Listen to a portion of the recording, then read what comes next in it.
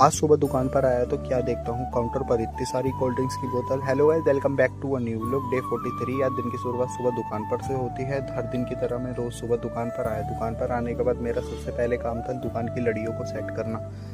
लड़ियों को जैसे कि वेफर्स को टांग देता हूँ। वेफर्स को टांगने के बाद मैं वेफर्स के कट्टे को तय करके रख दिया। तय करके रखने के बाद एक एक्शन मूव दिया, ही एक्शन हीरो की तरह। एक्शन हीरो की तरह मूव देने के बाद मैं देखता हूँ कि फ्रिज को कोल्ड ड्रिंकों से फुल करना है, क्योंकि जैसे कि आप सभी को पता है आज होली है। होली की वजह से कोल्ड ड्रिंक्स की डिमांड भी बहुत ज़्यादा बढ़ जाती है। साथ ही साथ दोनों फ्रिजों को सेट कर दिया कोल्ड ड्रिंक्स से। एक फ्रिज में दूध, छाछ, दही का स्टॉक फुल करा और एक फ्रिज में कोल्ड ड्रिंक्स का।